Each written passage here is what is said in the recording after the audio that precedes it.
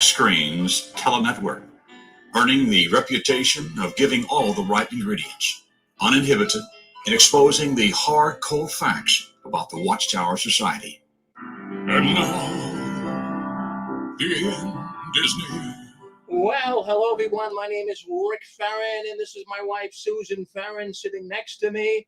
And we have got a special program for you folks tonight. Friends, I'm going to tell you one of the biggest stories ever that I've reported on here on the sixth screen just happened today. This could very well shake the very foundations of the Watchtower.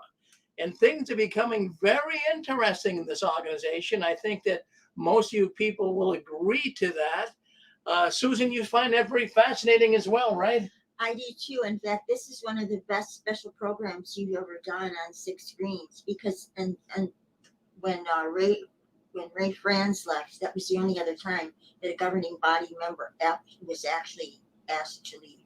Yeah, now, of course, he wasn't asked to leave. In fact, there wasn't much information at all. It's an announcement that was made this morning on jw.org. You know, at first, people were mentioning it to me. They were mailing me information coming in here all day long, and I want to thank everyone for doing that. So I picked up on it this morning, and I checked it out. At first, I didn't know if it was true or not.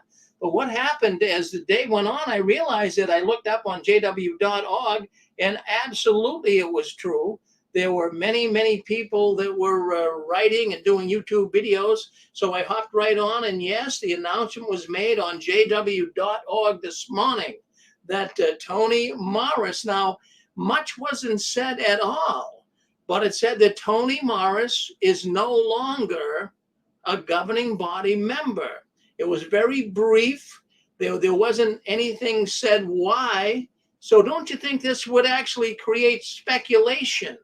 Don't you think that people would begin to wonder what happened, especially ex-Jehovah's Witnesses, us apostates as they call us? I mean, this really created quite a buzz. And boy, ex-witnesses were talking about it, but not only ex-Jehovah's Witnesses. We had a number of people begin on the Facebook groups with the rank and file Jehovah's Witness. You'll see that, boy, they're talking about it too. And don't you think it would be only fair that the Watchtower organization, I mean, they don't have to tell us, ex-witnesses, why he's no longer one of the governing body members.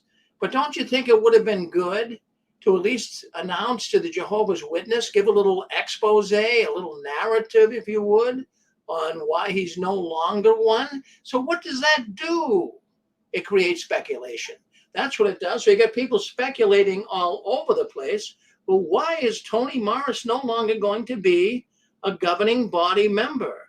Did he do something bad? Was it an honorable discharge? Go ahead, Susan. Well, to me, the lack of information is information. When you stop pioneering, they don't say why, and it could be for a good reason, like you need to take care of your mother who has cancer, but they'll say, sister so-and-so, brother so-and-so are no longer a pioneer with the Congregation of Jehovah's Witnesses. When you're disfellowship, they don't say it was immorality or brushing your teeth the wrong way. They just tell you you're no longer one of Jehovah's Witnesses. So to me, the lack of information spells something not so good. Well, that's exactly right. It seems like something bad, doesn't it? It does. I mean, it doesn't sound like anything that was good. And generally, I have to tell you something. I did some research on this. I could not find anywhere online about a governing body member of the Jehovah's Witnesses ever leaving his duty for being sick. Never. So, you know, a lot of people have been speculating to that. Well, maybe he got sick. Now, he didn't look healthy. In fact, none of the governing body members really looked that healthy. So I just wanted to bring that up tonight. But we know that Anthony, as Watchtower calls him, we realized that he really had a video that went viral about 3 years ago. And of course, it was him buying liquor in a liquor store. Now, we're going to play a video later on as we get into the program, but we'll play that video, and that could very well might have an opening to what was going on here. I'm not going to say the video per se is what caused him to not be a governing body member anymore. But, you know, I'll tell you what, I'm looking forward tonight to maybe somebody out there. I have had people writing to me all day long and speculating what may have happened, but we're going to get the audience's idea as well. So we're absolutely going to open the lines up. We'll talk to people. We'll get what they're thinking, because a lot of people are thinking tonight. So let's see. I just want to go on. Yeah, I'm going to put a picture now. We're going to put a picture. I'm going to give an idea. Tony Morris was involved with the governing body. He became a governing body member in 2005. So he hasn't been a governing body member for 20 years. It's about 20, 23 years, I suppose. So let's take a look. I want to show you a picture of Tony and give you an idea. This is a picture of Tony, just so you folks know who he was. That is Tony right there in his job as a governing body member. But also now I want to show you a picture here as well. That's Tony Morris, one of his younger, of course, and that's his wife, Susan. He has two sons. Of course, they're grown up now. In fact, both of them are at Bethel. But, Tony was from Rhode Island, which I never realized it. I guess he was a New England man. But he went to Watchtower, became a governing body member. Well, actually, in 2002, he went to Patterson Education Center, and it was there, I guess, that they started liking him. And before you know it, he moved himself up in 2005 to become a governing body member. So that is fascinating to me, that he all of a sudden abruptly stepped down. Now, a lot of people are speculating. A lot of people are wondering. Susan, I'm just going to ask you, well, what do you think? What do you think the reason is that Tony stepped down? Well, didn't step down, but why do you think he was no longer a governing body member? Well, some have speculated alcoholism, which may be part of the problem. Some have speculated he got into trouble at a wedding by drinking too much and got caught being an alcoholic, possible. I personally think what's going on in Pennsylvania with these pedophiles being caught, there's still a Watchtower Bible and Tract Society of Pennsylvania. They've never removed that corporation from their list of many.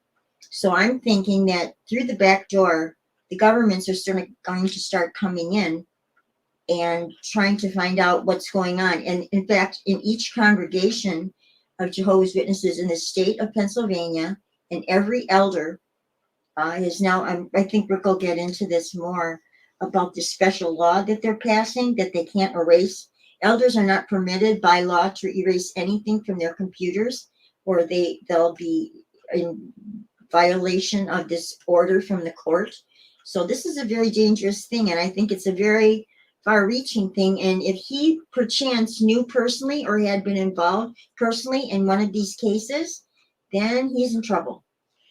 Well, that's one of the thoughts that are coming through here all day long. Some are saying they're connecting Morris to the Pennsylvania situation. As you guys know, and I'll just bring you up to speed, going back last fall in November, at the time, the Attorney General in Pennsylvania, his name was Shapiro. And back then, he made an announcement all over television stations in Pennsylvania that the Jehovah's Witnesses are covering up child molestation. And back then, he listed 4 individuals who were known pedophiles in Pennsylvania. Now, fast forward somewhat, Shapiro became the governor and stepped down from the Attorney General's office. Now, a woman by the name of Michelle Henry. Well, she's the new Attorney General in Pennsylvania. And just in the last couple of weeks, she's unfolded 5 more child molesters in the Watchtower organization. So that's of interest, isn't it? Now what's going on, just recently, you might have heard this the last couple of days, that every congregation in Pennsylvania, and the research that I've done shows there's 500 plus, but let's just go with 500 congregations in Pennsylvania. And every one of them are going to, well, they've all been given what they call, well, I'll tell you the legal term for it. Susan was just somewhat touching on it, but I'll give you the legal term for what's going on in Pennsylvania. And all of the congregations have been given what they call Well, hold on one second here. I have it right here. It's a legal hold. Every one of the congregations in Pennsylvania, 500 of them, have got what we call a legal hold. Now, this is litigation. All of these congregations have been notified, and they now have been instructed not to delete electronically stored information or discard paper documents that may be relevant to a new or imminent legal case. Did you get that? So the term here is a legal hold, and that's exactly what the Watchtower congregations in Pennsylvania have been given. And so all of them now, if they delete any electronic message, or if they decide they're just going to throw some records away, written records, it's a big time criminal offense. So they're going to be very careful with this. But friends, I'm just bringing this to your attention because this is going to cost the Watchtower monumental amounts of money. Can we just hypothesize here? Can we just kind of run some numbers? Well, we have 500 congregations. Let's start there. And there's a little more than that. But let's just say 500. Now, how many elders do you think are in each congregation by average? Would it be safe to say three elders in each congregation? There's probably more, but let's just go with 3. So if you have 3 elders in each congregation, and then you multiply that by 500 congregations, so that actually, let me get my calculator out here. So that actually, let me just get this done here. So that actually, you got 500 congregations. You multiply it by 3, we got 1,500 elders that is going to have legal representation. Each one of them, from what I understand, is going to have a defense attorney to defend them, bringing forth the paperwork to the prosecution in Pennsylvania. So you can just well imagine. Now, I also have heard that is mostly, in fact, the Watchtower hired an outside legal firm to be able to litigate these cases and defend the elders and the congregations. Do you know what the cost of legal representation is today? When's the last time you went to a lawyer, an attorney, for anything? Friends, you're not going to find an attorney that's going to work for you for less than $200 an hour. And out in some areas of the country, it's $700 an hour. But, you know, just on the surface, the Watchtower could be looking at $20 million, $30 million when you're talking these kind of numbers. That is not chump change. So that's interesting. And I'm telling you, this could be the very downfall of the Watchtower. That's why I wanted to come on tonight and at least bring your attention to the fact that this is going on. And I really feel that between this governing body member being removed, it's going to open many eyes in the witness world. Well, we've got some thoughts here. I'm going to tell you, I've been getting emails sent to me all day long. People have been sending information about what's happening, what they feel. And we're going to open the phone lines here shortly because I want to hear what you guys think. Now, of course, we're speculating. And what we do is we report the news and you guys spin it. Well, this is the spin zone. So we want to have you guys. But look, and here's the thing. We can all hyperventilate. And why can't we? When you have an organization that is so esoteric, that is so secretive, and they don't want to share anything, what do you think people are going to do? Not just the ex-witnesses, but what do you think Jehovah's Witnesses rank and file are going to do? Don't you think they have a lot of questions? Watchtower's not going to answer them. So we're going to try to get to the nitty-gritty of that right here tonight. But one thing I'm going to, before we open up the lines and talk with some people, we're going to have a good time here tonight, so stay with us. Don't you guys go anywhere. But what we have here now, I have a reliable source. Now, I know we always hear everyone saying, I have a reliable source. Well, let me put it this way to you. A reliable source wrote to me today. Now, don't take it to the bank and cash it, because I don't know. But we're just speculating here tonight. A reliable source in Bethel Well, it was actually a woman that well, let me put it, I'm not going to say too much here. I don't want to get the person in trouble. But the person gave me some information concerning they have relatives in Bethel. And the relatives in Bethel told this person that Anthony Morris' daughter-in-laws, I guess two of them, Anthony Morris' daughter-in-laws, plural, accused him of getting drunk in a family gathering. Now, his two sons, as we mentioned earlier, they also serve in Bethel.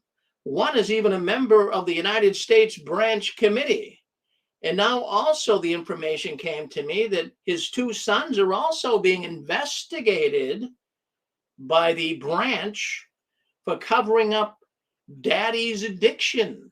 So, friends, I'm just relating here what's said.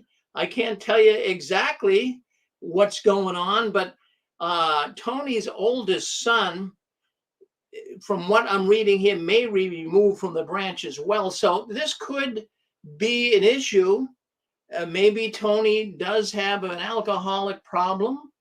But, I'm going to, first of all, I'm going to cut all the elders a little slack. I'll even cut Tony Morris slack here, or anybody else that's a Jehovah's Witness. If you go to a wedding and you imbibe a little bit too much and you feel a little woozy, I think they'll generally cut you slack. I mean, everybody goes to a wedding, they have a few drinks, they get feeling good. So, this has got to be an ongoing event. If Tony was indeed taken off the governing body for drinking too much alcohol, it would have to be excessive. I don't think one or maybe even two times would remove a governing body member. But that's just my thought, friends. Don't say that I'm telling you this for sure.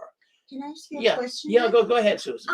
Now that he's no longer on the governing body, does this mean he's no longer anointed? No, it doesn't. That's a darn good question, Susan. By being removed, even if one's disfellowshipped, technically, the Watchtower never carries along with that sentence, if you are anointed, you'd be removed as an anointed one. So no, according to Watchtower law, if you would, Tony Morris is still considered anointed. So that's kind of fascinating. Yeah. Yeah, I mean, they can't take that away from him. No, you cannot take someone's anointing away. So no one's going to be replacing him as one of the 144,000. Well, now just remember, Susan, in the last month, 2 new governing body members have come into play. So they're younger. They're both right around 60 years old. Now, I'm even wondering, I'm starting to connect some dots. Now, I'm wondering, is it possible that, this has been brewing for a while? And, they brought the new ones in view of Tony not going to be a governing body member? But why 2? Maybe there's another governing body member that's going to be leaving. The plot thickens. So it does thicken. So anyways, there's more to be said, but I want to hear what you have to say. So if you're listening in on the telephone line and you like to say something, I'll let you get your thoughts. Hit *6, and that'll bring you on, and we can get your thoughts on this. So don't be inhibited. Come on right in right now. Speak up and let us know what to say. Come on in. Go ahead. You're on with us. We're going to go with California. Go ahead. Yes. Yeah, good evening. Exciting news in a sense. I kind of like to speculate a little bit. Obviously, I don't know anything, but I'm just going to speculate. I remember when Ray Franz wrote his book, and then there was a Watchtower that came out that said to give love to erring ones, and you could talk to people with this fellowship. Then the Watchtower turned around and said that Ray Franz wrote the article and he was an apostate and all this stuff. There's probably some bigger scandal coming down than, this former BG guy, Morris. There's probably come a bigger scandal, maybe sex trafficking or something like that, and they're going to blame him for it all. That's my speculation. Thank you, Rick. Yeah, well, there you go. Well, it's a good speculation, Dick, seriously, because there's something coming down here. We've been talking about this on JW World News on Saturday night. You know, they've been talking about, even in last week's Watchtower, you're going to hear a lot of things that don't seem logical, but, you know, go along with us. Even from a human standpoint, they might not make sense, but just go along with us. Okay, we got Hey, caller. Rick. Yes, we could call us 7. I guess that's 714. Is that you, sir? Yeah, that's me. How are you today? I'm cranking away at it. What do you think? This is Jesus Tovar. I mean, I was just listening in because I saw you on YouTube. I'm like, okay, let me hear him. And then you were going through the topic of the anointed, Yes. and that was pretty interesting, you know, because you know when I was in the organization, I actually confessed the same thing, like yourself. And what was interesting about it is one time that I talked to this elder, and I asked him one question. I go, let me ask you a question. Are you going to judge angels? And he said, no, I'm not, because I'm not anointed. So how did you judge a person that confessed a heavenly hope greater than the angels? Well, that's a wonderful point. I think you nailed it right there. That's only human. Yeah. You know, I mean, I started thinking about it a lot because, you know, over the years, you know, when I left the organization, only like 3 years ago or so, I started thinking, you know, it got me thinking a lot, because I said to myself, you know, we as Christians or people that confess to follow Jesus Christ, I mean, I'm a Christian right now. And I said to myself, Jesus commanded us one thing. When you go through the Sermon on the Mount and you see all those things, all the list of the things that he says, happy, happy, happy, and you said, hey, guess what? I fit in these things here, you know, because I have a spiritual need. I know I'm humble. I know that at the same time, you know, I have thirst and hunger for justice. And I said to myself, you know, that's my kingdom, because Jesus said that we are the salt of the world. You Right. know, all these things about Tony Morris and everything else that's happening, really, I mean, it does make you think a little bit, but at the same time, you know, you always saw it coming. Well, we see you coming. Okay, well, that's fine. Thank you, brother, for your weighing in here tonight. So anyways, we appreciate you calling into the 6 screens. Don't be a stranger now. Call back soon. Okay, you're on with us. Okay, no problem. You're on with us. Okay, bye. Who wants to come in? Who wants to say hello? Hi, Rick. Go ahead. You're on with us. Hi, Rick. Hello, who's this? Hi, this is Nadine from California. Hi, Nadine. Hi. This is really exciting news. I was really so excited when I heard this today, and I feel that they had the 2 replacements already in place, the 2 governing body members, the new ones, before this announcement. And I really think that this had to do with Tony's drinking issues. Yeah, so you think it has to deal with alcoholism or just maybe drinking too much? You think that video I that do. went viral kind of did him in? Right. Yeah. Yes, I saw the bottle a long time ago. Yes. Yeah.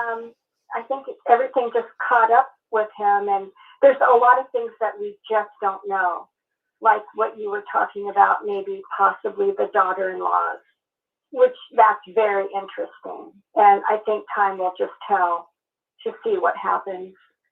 But I think it would be so interesting if, I don't know what they did. Did they make some sort of settlement with Tony when he left? Did they give him money? Say, don't talk to anybody? It would be great if he did a book, a tell-all book. It would be just really great if he did that. Well, Nadine. I don't know if he will, but. Well, that's very interesting you say that. Now, let me tell you, Nadine, we don't know. I mean, the dust hasn't settled yet. But, I mean, Right. Could it be possible? I mean, I know I'm taking a quantum leap, but could it be possible that he's even turned apostate? Now, I'm not saying. I thought of that. Yeah, I thought of it. I mean, I think it's remote, But, if that did happen now, back in 1982, when Raymond Franz, governing body member, left the Watchtower, then there was a big write-up in Time magazine. And of course, they announced. See, the strangest thing here is, though, because on the Watchtower JW.org website today, it said that brother Anthony Morris is no longer a governing body member. That's all it said. But it did refer to him as brother. Now, the statement that Watchtower made when Ray Franz left, they did not refer to Ray Franz as brother. They just called him Raymond Franz.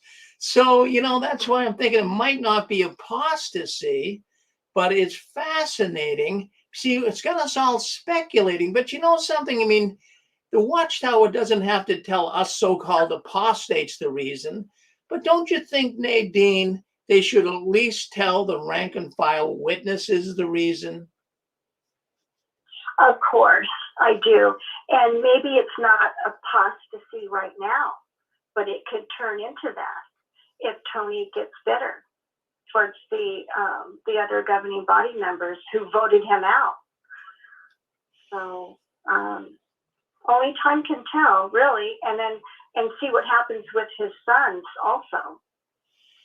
Yeah, so we'll have to see. Daughter-in-law. And the daughter-in-law, all of that. So this is all going to, but I'll tell you what, before the night is out, I've got some other news that's going to rock your boat, everybody. I'll tell you what, I pick up some more news today from a person that's kind of in the in crowd. Let's go with that.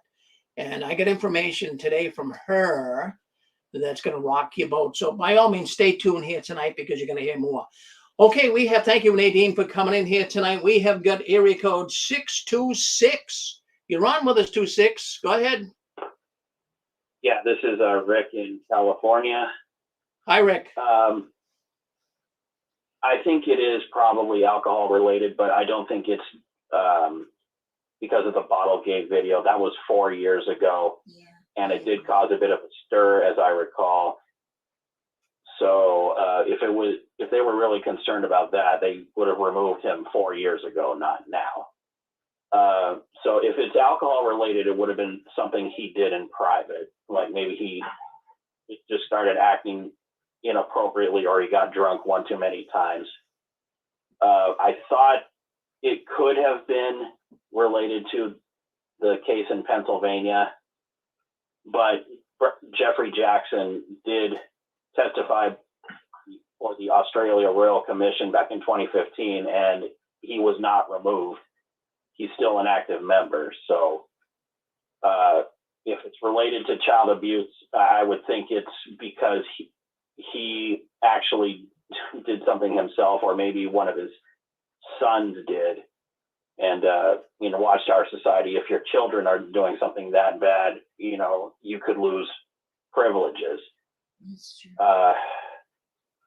So I those are my two main theories right there. Well, those make sense to me. They really, really do, brother. They really do. And I like what you're saying. I'll tell you what, they've got this litigation coming up in Pennsylvania and other states as well. Boy, I'll tell you, if a governing body member was ever involved in this and they were covering that up, that'd be enough to make, I would say, 1 million witnesses leave overnight. But thank you for calling in. Thank you very much for calling in. I appreciate it. Rick, Yeah, you want to say something? Go ahead, Susan. I just had another idea that we talked about before. It might have to do with embezzling of funds. In the Watchtower, if he did do that, the Watchtower would never, and this is supposition, this is just me throwing something else into the ring here. If he did that, the Watchtower would never open up their books to allow anyone to find out if this were true or not, or if this went to court or whatever. And they certainly wouldn't want the brothers and sisters to know he embezzled. So that's something to think about. There you go. Well, thank you, Susan. Well, that makes sense. See, we don't know. See, this is what happens when people aren't given the whole story. We all speculate, and we can do that. There's nothing wrong with us here tonight speculating, because that's what happens when you don't give the truth. And the Watchtower is not giving the truth. Go ahead. We have another caller on there right now. Go ahead. You're on with us. Say hello to us. This is Joey. Joey, go ahead. The only thing, and I even got this from an active witness today. We were chatting back and forth. I asked him if he looked at the website, and I told him what was going on, and he said he hadn't heard anything about it. We kind of was chatting in a conversation, but the only ones that were ever removed or whatever, or did not fill out their lifespan of the governing body is Chitty, Greenless, and Friends, and they all left in a bad way. Every one of them. Yeah. So, if it would have been like, oh, he's going to retire or something like that, they would have had a little write up about it, a little bit more than what they did. But this is a bad thing. Whatever it is, it's a bad thing. He did something bad or whatever. So that's my comments. Well, that's a good comment, Chewy, and I have to kind of say I'm on the same boat. If it was something like health reasons or Tony is retiring, I think a statement could have been made by the Watchtower, like, governing body member Anthony Morris has decided to step down from his position so he could be with his sick wife or whatever the case would be. But nothing like that was said. It just, when you say something abruptly like that, geez, your mind begins to wander. It's the same thing in the Kingdom Hall. When they get out there and announce a person's been disfellowshipped, all they basically say is Rick Farron no longer is one of Jehovah's Witnesses. Point blank, that's it. I mean, geez, people's minds run rampant over the whole thing. But I mean, that's just an average person. Never mind a governing body member. Go ahead, you're on with us, Humor, Arizona. Go ahead. Hey, Rick. Good evening. This is Jesse in Yuma. Yes, sir, Jesse. How you guys doing? Good evening. Great to see you. Hey, I wanted to throw this at your audience, and I don't know, I could be wrong. It's just an idea I had, something that hit me. And me and my brother Gilbert, we've been debating it. Karma. Mike and Kim did an excellent video just a few minutes ago about karma on Tony. I recommend everybody go see it. An excellent video, probably about a half an hour ago. But I had a different angle. I was thinking, Tony Morris claims to be Jehovah, the creator of the universe mouthpiece. And there's a government official in Florida who's talking about the arm jab being a bioweapon. And so there's a lot of debate back and forth, right or wrong. But wouldn't Jehovah's mouthpiece get better information about a product that's causing myocarditis and it's causing sudden death? Wouldn't, for example, Jehovah in Noah's time built this ark to protect humanity. He didn't build a vaccine to give you myocarditis. All right, we got to be careful. We got to be careful now talking about the virus because we are on YouTube and Facebook, and They'll cut us off. I'm very sorry. But what I'm saying is, could Tony Morris have been playing with some deep stuff, and that's why he's out? Well, it's your guess. I mean, it's anybody's guess at this point because nobody really knows, Jesse. So that's why we're here tonight, putting our heads together and trying to come up with something. And we were hoping that maybe. So everything I said is speculation. Of course, I don't know. I'm just throwing it out there. It's speculation. It makes you wonder. He was playing with things that were of great significance of the creation, and he was just throwing it out there like the match that he blew out. Like Mike and Kim said, that was very significant stuff. He was playing with some outer world spiritual forces. And the bigger you are, the harder you fall. Yeah, as a matter of fact, I'm going to play a couple of video clips because I'm glad you brought that up, that match video. I'm going to play that video right now because I'll tell you what. Have a good evening. Well, thank you. Just wanted to throw that out there. Well, thank you, Jesse, for coming in. No, what I wanted to say, folks, is that video caught my attention more than once. I reviewed it today. Tony Morris, I'm going to tell you right now, he has got this really bad vitriol toward ex-Jehovah's Witnesses. He has this real critical view of bitter criticism of people who have left the Watchtower, almost too much. I'm going to play a little clip here of Tony Morris, as you know him, And I want you to listen in closely, hear what he has to say. Let's get the clip up here, and let's play it. It's only about 3 minutes long, but I want you to hear this. I think you're going to find it very fascinating. Means of eliminating such refuse. Now, this point, hold on 1 second. I'm just going to get my microphone hooked on here. We don't have the mic on right, but we get the mic on right now, so you will be able to hear it better. So let's go back to the beginning. This is Anthony Morris, Tony Morris as we know him. This is the famous match video. You watch this and you tell me. I get my own comments, but we'll talk about it when it's done. Let's watch. Fire would be a suitable means of eliminating such refuse. Now, this point, what the fire did not consume, the maggots would. Now, I don't know if you know much about maggots, but you see a whole bunch of them. It's just not a pleasant sight. But what a fitting picture of the final end of all of God's enemies. Sobering, yet something we look forward to. However, the apostates and the enemies of Jehovah would say, well, that's gruesome. That's despicable. You teach your people these things? No, God teaches his people these things. This is what he's foretelling. And frankly, for friends of Jehovah God, how reassuring that they're finally going to be gone. All these despicable enemies that have just reproached Jehovah's name, destroyed, never, ever to live again. Now, it's not that we rejoice in someone's death, but when it comes to God's enemies, finally, they're out of the way, especially these despicable apostates who at one point had dedicated their life to God, and then they joined forces with Satan, the devil, the chief apostate of all time.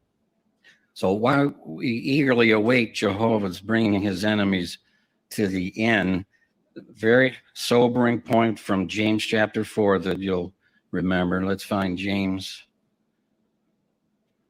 and what he writes here. James chapter 4. And James, of course, Jehovah used him and inspired him, but always nice and direct. You don't read James and go away saying, I wonder what he meant by that. It's very clear. Verse 4, adulteresses, do you not know that friendship with the world is enmity with God? Whoever, therefore, wants to be a friend of the world is making himself an enemy of God. So what a clear warning.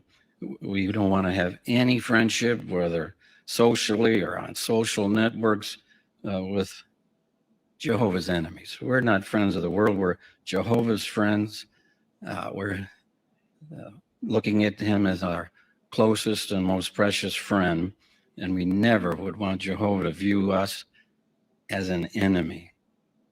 So, in conclusion, let's go back to that opening psalm that we looked at here, just to help this verse stay in your mind, we hope. Verse 20, just to emphasize this, but the wicked will perish, the enemies of Jehovah will vanish like glorious pastures, particularly they will vanish like smoke. So I thought this would be a nice memory aid to this verse stay in the mind. Here's what Jehovah's promising.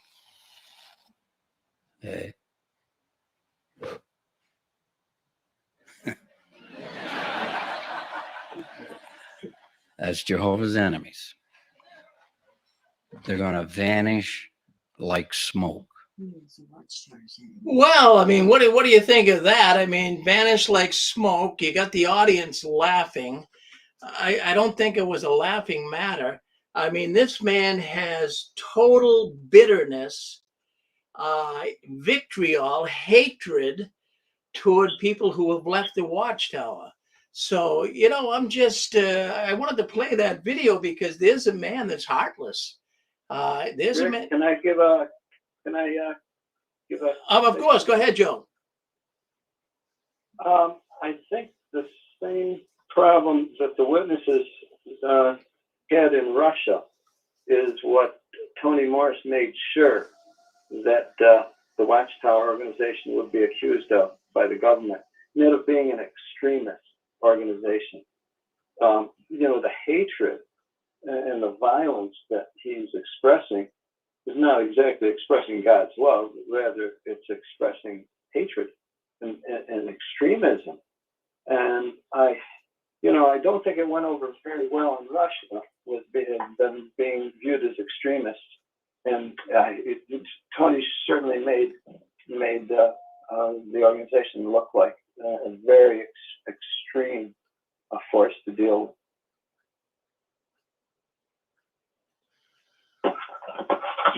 Oh yeah, in fact, well, thank you, Joe. But what I wanted to bring up in that video. Now, just suppose now that you heard all the witnesses. It was some type of I don't know if it was morning worship or a convention or what have you, but people were laughing. Those were rank and file witnesses listening in that were laughing. It's not a laughing matter. It's not a laughing matter. I'm going to tell you why. Now, a lot of Jehovah's Witnesses, they have friends that have left. They've been known apostates.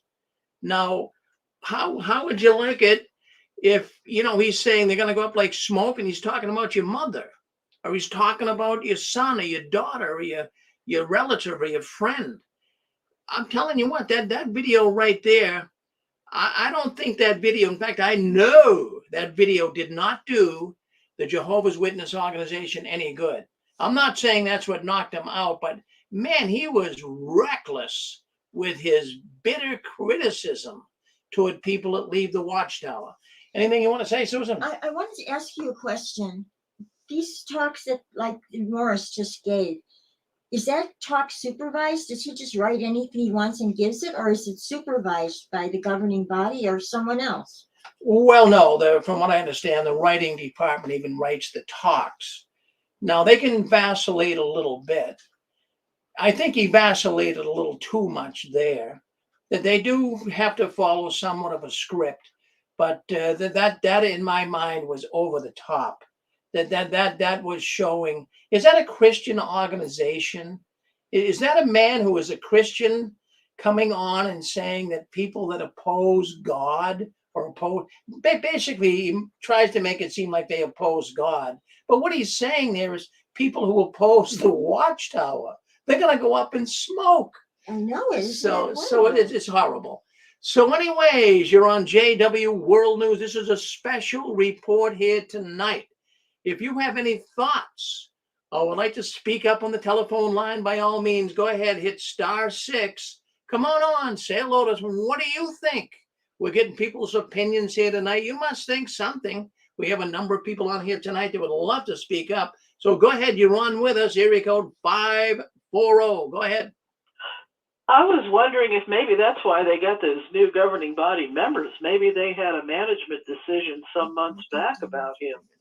But cheers to Tony, because that was some of the best comedy we ever had.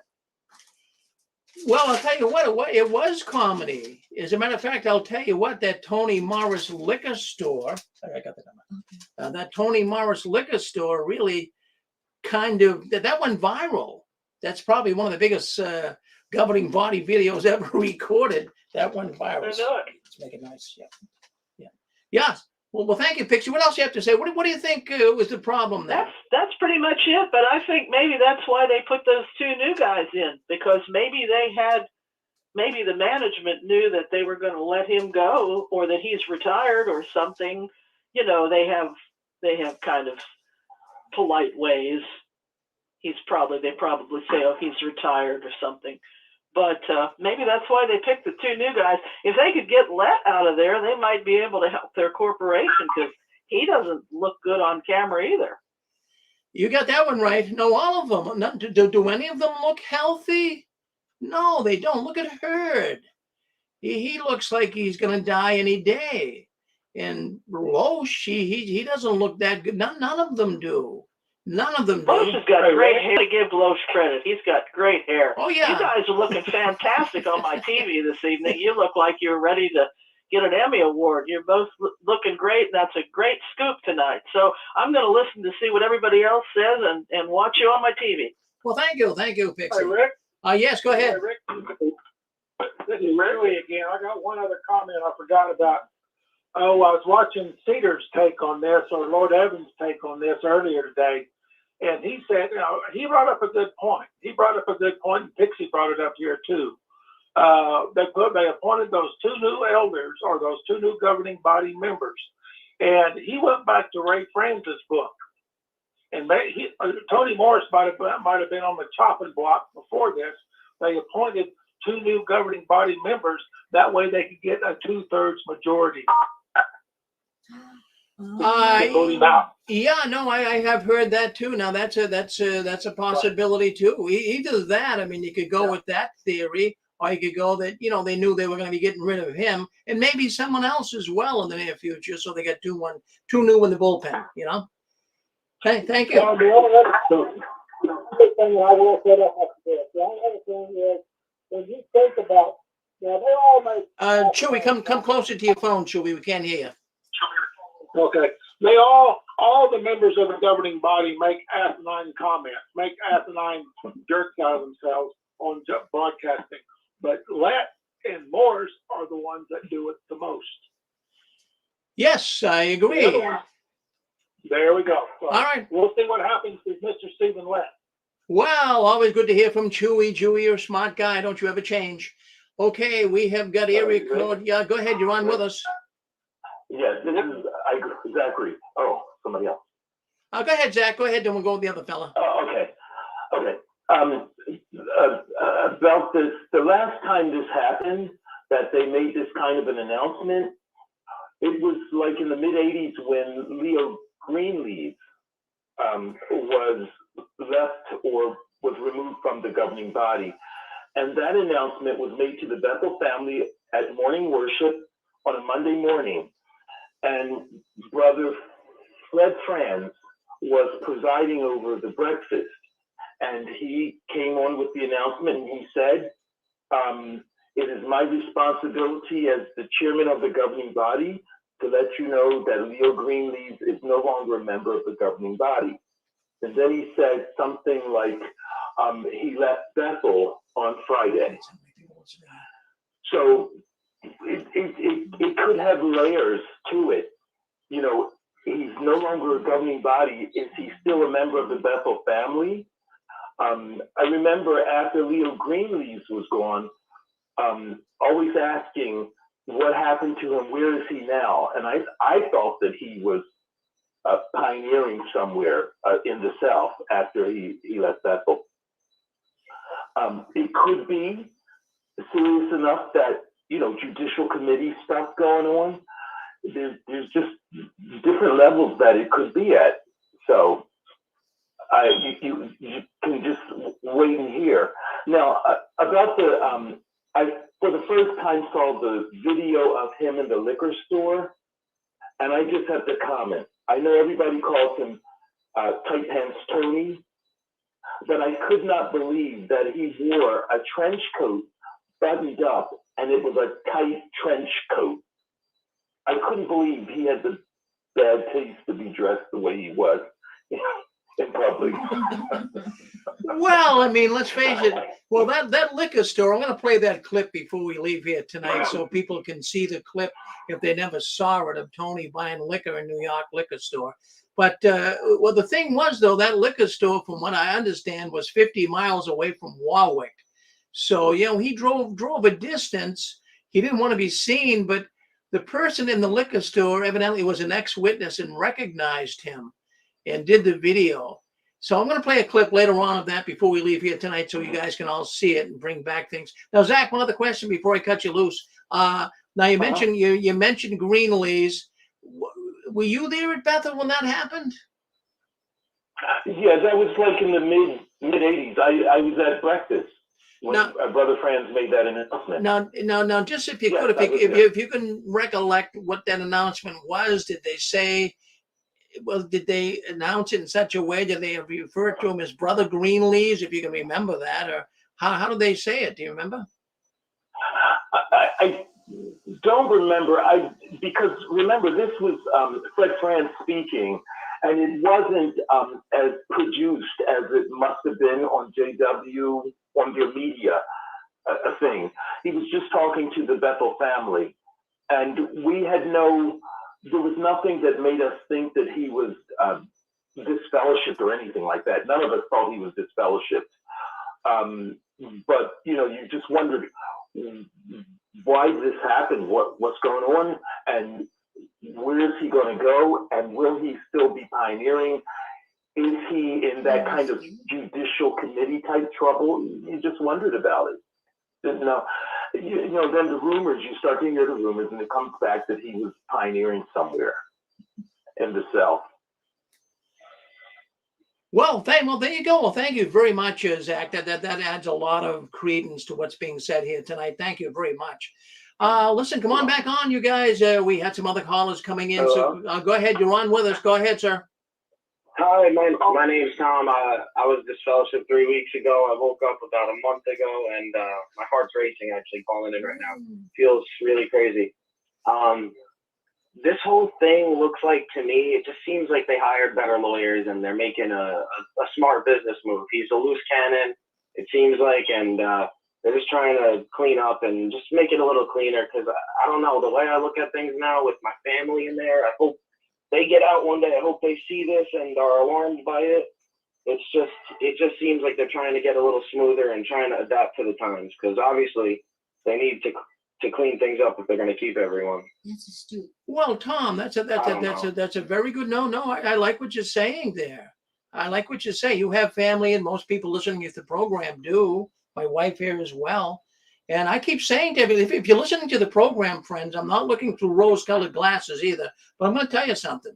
You're going to have friends and relatives calling you shortly. What do you think? They're oblivious to all of this? All of the news about Pennsylvania and Washington State and their governing body member, no longer a governing body member, no reason. Don't you think people in the witness world are going to question this? Well, Tom, thank you very much. And now don't you be a stranger. You come back and see us. Okay, come back and see us. I won't. I definitely am. I've never felt support than I have from the XJW community. I always thought I was alone. I'm 31, and I feel like I wrote my life off a long time ago, and now I'm getting it back. So it's crazy. I'm going through a lot of emotions and stuff right now, but it feels good. Aside from all the bad things about it all, it feels good to be able to know that I actually can see a good future for myself, when for so long I really didn't. I really thought it was it. And I was just destined to never leave my apartment and just go to work, come home, and be miserable, because I didn't know what I was doing anymore in there. And now that I'm actually out and finally looked at this and talked to everybody and opened my mind of it, it really does feel like I'm at least getting out of the hole, at least a little bit. And that feels really good. Yeah, my wife would like to make a comment to you. You're so brave for leaving. And I want you to know you have the complete support of the 6 Greens. You compare yourself to like if you had a very bad flu and you were really sick for a long time. Now all of a sudden the doctor says you're going to get better. So now you're getting better. But it doesn't happen like one day you just jump out of bed. I mean, it takes time. You've been in the hospital or whatever. Definitely. So now you got to take it a little bit easy. But eventually it'll be a piece of cake. But right now it's a little hard because it's very new for you. And we're all here for you if you need somebody to talk to. And you can make a lot of good phone friends. Oh, yeah. You'll make great phone friends. And go ahead. I know I've met some really, really nice people. I was talking to a guy in California who was an XJW and elder today, and I was just running some things by him, because if I'm going to see my family at, other family events, because my family came and they converted when we were babies, so they're the only ones that are witnesses in the family. So if I see them with worldly family, I was just asking him questions, and everyone's just been so nice and comforting, and I never knew anyone could understand how I felt inside. And now I realize everyone understands. They all understand me, and it just feels good to be understood, and it just feels good. It feels good to have everyone. I'm not going to push anyone away like I used to. I want to actually embrace it and make my life something I want to be proud of, Well, there's no reason. Can I say something to Tom? Yes, go ahead. This is Fran. Of course. We appreciate you coming on. We know what it takes to come on. We were the same way when we first came on. We were so nervous, but now we have met so many real brothers and sisters. We really do have a wonderful brotherhood. You've entered into something that is remarkable. We've never met more real brothers and sisters now that we've been out of the organization. And there's a whole support group here for you. And we're so glad you called in tonight. Thank you, guys. Have a good night. I'm gonna sit tuned in and keep watching. I appreciate it. Well, thank you, Tom. And remember now, we do this program every Saturday night. This is a special program we have tonight, but every Saturday night at 5:45 p.m. Eastern Standard Time, we have a whole network. We have 17 different programs that run here on our 6 Screens Tele-Network, all held by former Jehovah's Witness. Thank you very much, Tom, for coming in. Okay, you're on with us. Who'd like to? Yeah, go ahead. You're with us. Can I just say something else about Greenlee's, about the announcement? Sure. Back then, now obviously this was announced to the world, or to witnesses who have access.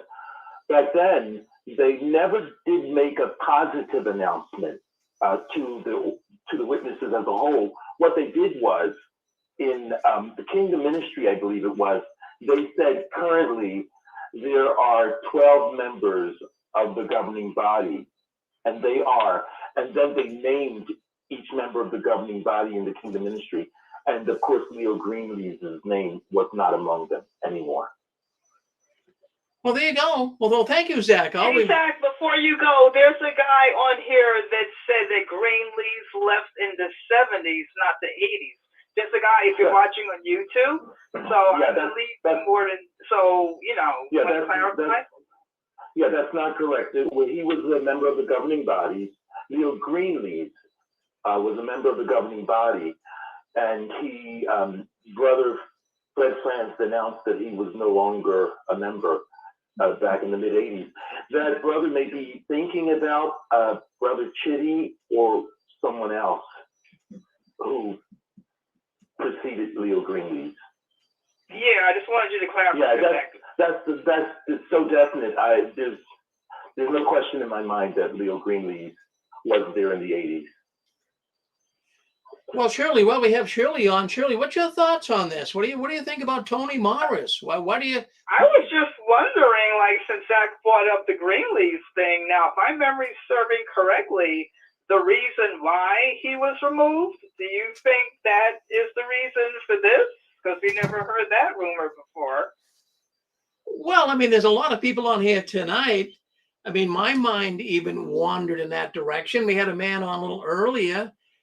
Could he be involved in the pedophile ring that's going on down there in Pennsylvania? Yeah. Is he a molester? These are things that, only time will tell, but these are things that run through your mind. That's why the Watchtower should have made more of a statement by just saying that, Anthony Morris Jr. is no longer a governing body member. That leaves too many people hanging. Maybe not the ex-witness world, because they could care less about us, but I'm thinking the Jehovah's Witness, the rank and file witness, they have a right to know this, really. Do they actually, I mean, like back with Greenlee's, I don't know, I've been out like since the 80s, whatever, but did they actually give the publishers an actual reason for Greenlee's or whoever else was removed? Do they actually do that? Because I really have no idea. Do they let you No, they never said that. But I had a good friend, and you guys know the name. I mean, I don't want to beat the story to death, but Mark Paulo. He lived right up here in the next town over. And his mother and father worked at the Watchtower. They were translators. And as a young boy, he would go to the Watchtower. And this would have been back in the 60s. Back in the 60s. As a young boy, early 70s, he would work with his parents, and they take him to the Watchtower, world headquarters in Brooklyn. And he claims he was raped by Leo Greenlee's at the world headquarters. But they never mentioned, they transferred him out. A lot of rumors were placed when he left, he got transferred, but they never did mention that he was of that sort. Never. Yeah. Hey, Rick. Yeah. Hey, Rick. I feel terrible, man. This is GG, and I can barely speak, but this was hostile because if it wasn't hostile, what I would do is I would say, hey, I would tell the body, well, let's let Tony give a speech and give his resignation that way, and then we'll give him $1 million or $2 million. He'll sign a non-disclosure agreement, and he'll go away. Kind of like Pope Benedict, right? Where he's an old man and I can't do the job anymore. But because it was the other way around, and they just announced, oh my God, we had a meeting, a governing body meeting on Wednesday, and come, high noon, he's out. This was it smells like a hostile event. So Anthony Morris right now is like, he's like in spiritual jail. Like, he just got arrested, the whole world is coming down. And it's going to take a while for him to find out what he's going to do. But, and now it looks like he's going to become an apostate. He's going to become the thing that he hated the most. Kind of like the Apostle Paul, he's going to have to, this is his come to Jesus moment. I've been writing down a whole bunch of questions like, is Anthony Morris still anointed? Or is there a brand new opening in the 144,000, That's another good question. But all seriousness, all kidding aside, I think Anthony Morris has a gold mine right now, because if they got rid of him, I mean, he could, monetarily speaking, he could make bank on a tell-all book. So I'm just really excited for everything that's happening, and I just think nothing but good is going to come out of this. I'll let you go, Rick. Well, wouldn't that be wonderful, Jesse, if he did become an apostate and write a book? You're absolutely right. He would make out way better than Ray Franz. But really, that I never thought of that. He could really clean up big time. But you mentioned the fact, would he still be anointed? And the answer to that is yes. He still would be anointed, even though he removed even an elder that's removed, or even a person who's disfellowship who has been anointed, they can't remove the anointing. No. Yeah. Hey, this is GG though. I just have a very bad voice. Yes, GG. And the last thing is, this is the greatest soap opera. I haven't watched soap operas in a long time. This is going to be action packed. I'm excited. Well, you got to. I have to agree. Oh yeah, no, I'll tell you what I'm thinking. So since 2013, I've noticed in 4 articles in the Watchtower from 2013 up till now of the paragraph, at least speaking about if you're going to hear something that doesn't sound sensible from a human standpoint, just go along with us. They've been kind of spreading that word, acclimating the witnesses to that. So I don't know. I don't want to totally bring that into the mix, but maybe, that soap opera is going to get thicker here very shortly, because something's going to break loose here. Something's going to break loose. Boy, I'm so proud of all you guys calling in. Who else is? Go ahead, you're on the sack. Go ahead. I just wanted to say that I have to agree with that. This is Zachary again. I have to agree with that if this is not a friendly, just he's too old to serve, we're retiring him. Because if it were something like that, he could still be a member of the governing body. This seems somewhat punitive. Discipline is happening here. Well, thank you. Now, Zach, I really appreciate it. I know you are a smart person. I'm going to tell you outright. And you picked up on that. I picked up on the same thing. It doesn't sound good. It sounds like there's something going on here that's not passing the smell test. You know what I mean? Yeah, agree. Yeah. Okay. Hey, Rick, I had a quick point if you have a second. Sure, go ahead.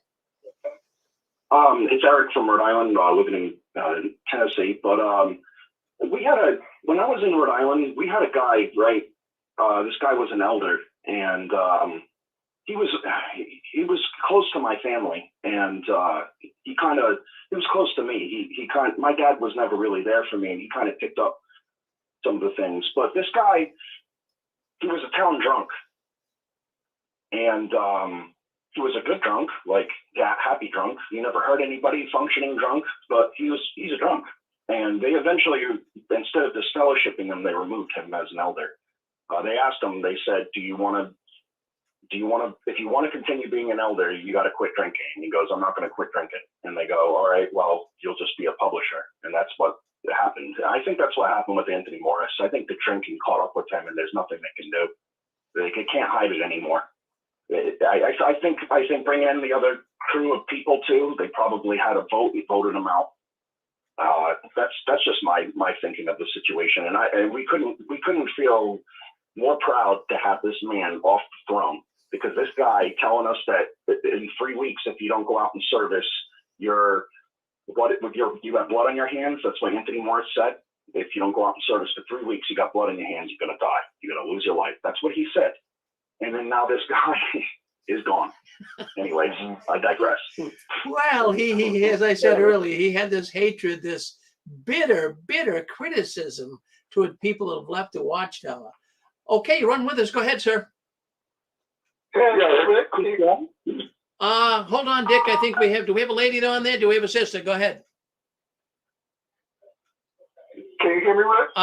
Yeah, go ahead. You run with us. I had another spin to what I think maybe it has something to do with his wife, because I remember Smurf Girl, somebody that said that they knew the family. They said that his wife is an alcoholic too. So do you think they removed him because his wife, maybe she might have been drinking, and with the family members that are in trouble, they have to remove elders. So maybe his wife did something. Well, I'll tell you something. When he was in the liquor store, the infamous liquor store video, and when he was asked about scotch, he was saying the liquor that his wife likes as well. That's interesting. That's very interesting. But I'll tell you, so far tonight, what I'm learning here, more people are bringing alcohol into the equation than anything else. So I don't know. That could be the reason. Go ahead. You're on with us. Hello, Dick. Yeah, just a quick thought. That Macallan scotch is very, very expensive. I think it's $100 a bottle. Where did Ted Gans get the money? He got it from, somebody donated money to the Kingdom Hall and the Watchtower, and that's where he grabbed some of it. Another thing is, in the Watchtower manual for the elders, if you got drunk 3 times, that was an automatic disfellowshipping. So I guess Watchtower realizes that not only the 6 screens, but a lot of other organizations are looking close to what they're doing and insider information. So they're probably really scared. So my guess is they're going to be changing their policy. It wouldn't be the same policy they had when Leo Greaves was messing around with Mark Palo and others. Thanks, Rick. Well, thank you, Dick. Go ahead, Susan. I wanted to make a comment too. If we don't know what's going on, I think within a few Watchtowers or study articles or so, we're going to have some kind of a Watchtower with a couple paragraphs that might answer on the issue. So if you're interested, pay attention to what's being said, and you might be able to glean some more information. Well, there you go, Susan. Absolutely. Yeah. Go ahead. What do you want to say? Go ahead. Rick, I just want to add something. Jesse, and you served as an elder for 15 years, didn't you? Who, me? Yes. No, I never was an elder. No. Okay. I was a minister. Okay. I wouldn't take the job. Yeah. I served 15 years in Yuma, a small little Mexican Spanish congregation here, and one thing I learned serving as an elder is that when you removed an elder, it was bloody, beat like a British bloody. It was a bloody fight to remove an elder, and that's in a small congregation in the corner of the planet. Tony Morris was one of the most powerful Jehovah's Witnesses on the planet. So for him to go down just from serving as an elder, it was a coup d'etat, man. The reason alcohol or anything, I don't know what the reason was. I don't know. We could speculate all that. But serving as an elder, if there's elders on the line, they could tell you, when you remove an elder, and especially Tony Morris. He was a Vietnam War veteran. That guy must have gone down like a soldier. It had to have been a bloody takedown, because he preached fire and brimstone. You said it yourself. This guy was a hate monger. So I would have hated to serve on the Judicial Committee, or the Qualification Committee, they call it. When you remove an elder, it's called the Qualifications Committee. His Qualification Committee must have been fire and brimstone. That's the only thing I could think of. The reason why alcohol and everything, that's all speculation. But knowing how much the Jehovah's Witnesses covet their power as elders, and especially him at the highest level, it must have been a bloody takeover. Must have been a bloody takeover. Well, that's Just wanted to share that. well, that's right. I do believe what you're saying, Jesse, is true, because he was, I believe he was a Marine. I know he did serve in the military, and he was he's a tough guy. He was a punk. He really was. And so I'm sure it was a They probably brought in those young guys to there's a balance shift of power. What we're witnessing is a balance shift of power, because Tony represents the old guard that brought the internet and brought the Jehovah's Witnesses into the 21st century. He's a very powerful individual. He spewed fire and brimstone. We all saw it with our own eyes and ears. But now what we're seeing a balance shift in the Watchtower. And like Gilbert said, it's going to be get your popcorn. Because what we're witnessing here is a balance of struggle at the highest levels of Watchtower. Well, you're absolutely right. And I get news to share, too, before I end this broadcast. I get some other news that you guys are going to be shocked. But before we end the broadcast, I'll get a little bit into that. Oh, well, who's on with us? Who wants to say hello? Hit *6. Yeah, go ahead. We have a sister. Go ahead, sister. We have a sister. Go ahead, sister. We've got area code 781. You're on with us. *6. I'll unmute you. I know you wanted to speak up. I'm going to unmute you. Did you want to speak up? All right. I'll go ahead. Yes. Okay. Hi, Rick and Susan. Just my thoughts about Tony if his drinking was the cause. First of all, we don't know. Are they suggesting some kind of intervention program for Tony? And number two, Tony can either agree or disagree. We don't know. And it's sad. It's sad to me that it took family members to come forward. And his drinking problem just didn't happen overnight, if anybody knows anything about alcoholism. And I know is that there were telltale signs that he may have had a drinking problem. I know he was a Vietnam vet, and I know they have a high rate of alcoholism. And the last thing I want to say is, who are they protecting if this is the case of that he has a drinking problem? And that's all I wanted to say. Thank you. Well, that's a mouthful. That's good. Well, thank you. Thank you very much. I appreciate it. Really, really. Thank you for calling in. So there you have it. All these goodbye now. So all these people calling in. It's unbelievable. We are talking about Tony Morris tonight. Boy, oh boy, I'll tell you what. I'll tell you what. Most of the calls coming in here, most of the people they're just surrounding itself around alcoholism. Alcohol. That very well could be it. It really, really, really could be it. Maybe just enough was enough. But we don't know what was going on. But, when you go into a liquor store, I've been in the liquor store. I'll buy liquor, but I'm not, I'm not buying like $1,000 worth of it. What was he doing? What was he doing?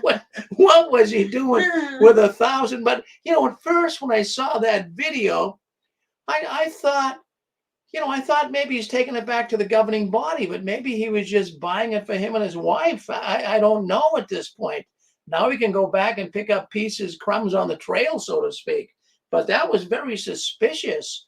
Now that I think about it, what do you think, Susan? Well, here in Massachusetts, you can cross over to the New Hampshire line and buy alcohol, and it's a whole lot cheaper. People drive all the way from New York to buy their liquor, and they do buy quite a bit when they come because they've got to go quite a distance. And I understand Tony Morris was quite a distance from Bethel at that time, but be that as it may, that's a lot of liquor, even if it was for the entire governing body.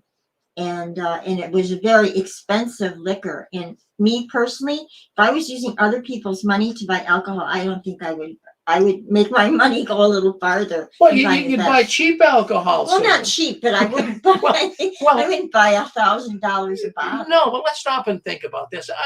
I'm just looking here. We have a lot of people listening in tonight. They're calling in on the telephone lines. How many people out there really would spend $100 on a bottle of scotch? You know, how many people out there would spend $100 on a bottle of scotch? I mean, even if you had a lot of money, you know, bingo, you could drink it. You and a couple of people drink it. Things gone in one night. $100, there it goes down the drain. Okay, you're on with us. We did have another sister on with us. Go ahead, hit *6. Go ahead, you're on with us. Oh, hi. Hold on. Yeah, we got. Go ahead, sister. Yes. Okay, I was just going to say, you know, people who get disfellowshipped or reproved, there's a local need. Is there going to be a local need for the Tony Morris situation? Well, it's a good question. I don't know how they handle it at that level. I know in the local congregations they would, but you know, all of a sudden in morning worship, which they do every morning at Bethel, if they bring up the subject of alcohol and to be careful, that might be a little clue. Yes, sister. Yes. Yeah, because you know, it's not fair that, you know, regular rank and file don't get the same treatment as Tony Morris might. Well, you're right with that. And doesn't that kind of turn your stomach a little bit? You know, the rank and file. Well, go ahead. Yeah, he should be held to a higher standard. So, you know, I think that there should be more transparency.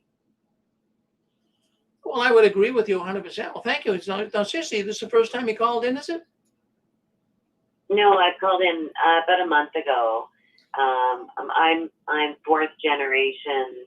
I faded with my family, but I'm fourth generation and very, very fanatical JW family on both sides. So it's difficult, but I've been celebrating. I've been celebrating this news all day.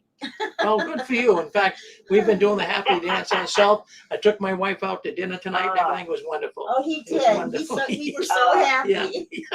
This is a happy day. It's a good reason to celebrate. Yeah. So thank you very Well, much. sister, before you leave, though, let me just say this to you. Now, you know, you have relatives and friends, and I want your honest thoughts on this. Well, with everything that's going on in the Watchtower right now, with the incidents that's going on in Pennsylvania, with what happened today with Tony Morris, with all of these programs and all of the books that have been written, YouTube and what have you, do you think any of your relatives or friends are saying this? Well, I sent the screenshot at jw.org of the announcement about Tony Morris to my father, who used to be presiding overseer and part of the Quick Bill Committee and Blood Committee and all that. And all he said is, things always work out, or something like that. And I just thought, that's the weirdest thing, you know, to say. I don't know what that meant. Well, it means nothing. It means that it's like water over a duck's back. Doesn't bother one bit. So, yeah, but we'll see what happens. But well, thank you very much anyways for coming into the Six Screens tonight. Always good to hear from you. Thank you. Oh, and you know what? Maybe Tony Morris is actually turning to the government and telling them all that he knows to avoid being implicated in all of the CSA in Pennsylvania. Maybe he's actually going as a witness for the prosecution. You know, I never thought of that. But you get a gold star for that. Yeah. We're just trying to put some type of a spin on this, but that's the first time I heard that. Yeah, no, just a thought, because if he knows they're going down, maybe he's going to turn on them. Well, now would be the time to turn. Now would be the time to turn. Yes, go ahead. You're on with us. Hey, Rick, I was listening to an old video by Zelda this morning, and he was talking about how hate speech, how in some places that the people who are whistleblowers for like Jehovah's Witnesses and even Mormons in different places that the hate speech laws are working against activists. And so, you know, Tony Morris has been wanting to kill us, and he says that he's been saying that he's going to help Jesus kill us and all kinds of things for years now. I mean, it's nothing but hate speech. And, you know, lawyers may have said, you know, we got to shut this kind of talk down. Well, that's a thought And too. that's my comment about it. Well, that's a good call, MSDD. Well, thank you. Always good to hear from you. Thank you very much for coming in. Yeah, there's another angle. All these angles. My goodness. See what happens. See what happens. See what. Good night, MSDD. Yeah. See what happens when, you know, when you're vague, when there's more to be told, but somehow you're trying to just say as little as you can. The Watchtower is getting in trouble with this. Okay, you're on with us. Go ahead. Yeah. Hi, Rick. Can I comment? Yes, go ahead, Anne-Marie. Thank you. First of all, Rick, thank you so much for always being on top of the game and for letting us know what's going on behind the screens of the Watchtower. I just want to say this, if somebody gets mad, you know, go for it. I respect it. But I've been worried about Tony Morris for a while on a personal level, because when I watched that video of him being secretly recorded in that liquor store, he didn't look happy. And he was so nice and calm and friendly to that worldly person who deserves to be destroyed by Jehovah. When he was having a personal time out away from everybody, or so he thought, that could watch him and critique him and criticize him. And, you know, he didn't have to live up to anything. He was just a regular guy. But what I've always thought from that video, it just seemed like this man was carrying a heavy weight on his shoulders. All of us who know the truth about Watchtower, even those who are PMOs, physically in but mentally they're out, the ones who are starting to mentally question, the PMQs who are still in, the ones who have managed to fade, the ones that are fellowship or just whatever, we could go to our personal home, or we could find a way to have solace. But when you're at the top of a cult that is that powerful and that evil and that controlling, can you imagine waking up and knowing the truth about this organization? We know that Stephen Lett knows full well about the child sexual abuse situation, the hiding of the pedophiles, the traumatizing further of victims and telling them to be quiet while the pedophiles are coddled. We know this to be true. And I'm thinking, even though Tony Morris has said some really gross things about, you know, how the wicked are going to be destroyed or whatever, if you're stuck in this situation like Tony Morris has been, you would have to be able to play the game. You have to be very convincing that you're right on there and, oh yeah, you're reflecting what the governing body wants you to reflect, because he's almost been the worst as far as you lighting a match and they deserve to die and won't we be glad. And I'm thinking in the back of my mind, maybe it was a little too much because he doesn't want to draw attention to himself. I think he got found out. I think he couldn't take it anymore. I think he broke down crying, or maybe he was told he needed to shape it up, or else, who knows? But I'm just thinking we should look at it from all sides. I don't personally think he's an evil man. I think he has been broken for a long time. Thank you so much, Rick. Well, Anne-Marie, don't go anywhere, because I really appreciate what you said. You're pretty much on the ball, Anne-Marie, and I know you know how to read people. Now, I never really thought of that, but we're going to play that video at the end of the program tonight. That's what's going to end this video later on tonight. So if you haven't seen the video, but you're absolutely right. He was very friendly to the person asking him. Maybe he drove away because he just wanted to be by himself for a while. He does look like a lonely man. I tell you what, you might have something going there, Anne-Marie. Maybe you could be as a defense attorney, you know? get him out of a jam. Yes, go ahead, Jesse. Yeah. Hey, Rick. Yeah. I have to get this in because I forgot to write it down. This is GG again, but real. Go ahead. Hello? You know, at the 6 screens of Watchtower, this program is more than happy to have Anthony Morris come here and give his side of the story, because JW Broadcasting will not allow Anthony Morris on the platform. So I want every Jehovah's Witness to know that we apostates welcome our enemies, or whatever, we welcome them, and we believe in free speech. So Anthony Morris, we know you're listening. You have an invitation to come on the 6 screens of Watchtower. Well, I'm going to tell you what, we try to invite people on. We even give gift certificates. But I got a special offer for Tony. I got a special offer. If he wants to come on the 6 screens, I'll personally go to the liquor store and buy a bottle of Macallan for him.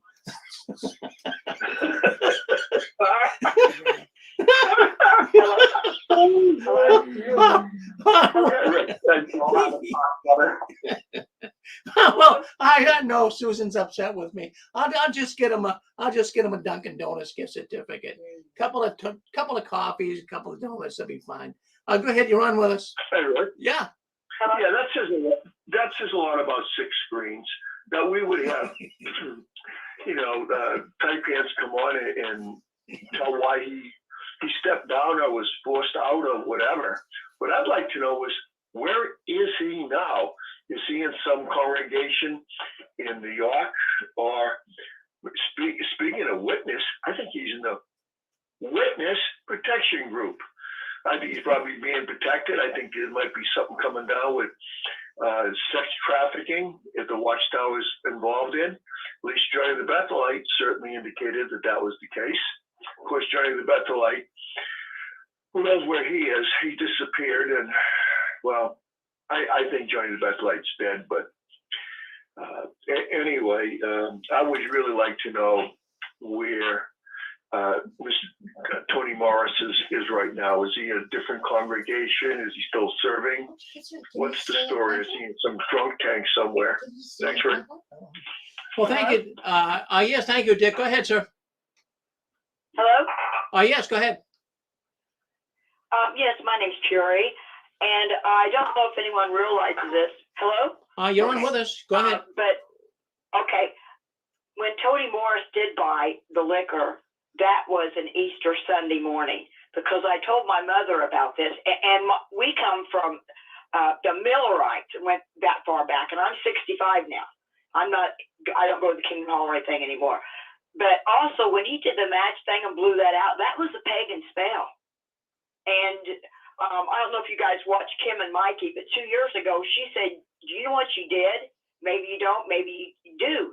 And she did the same spell back to him with the governing body. So, but that was Easter Sunday when all that took place.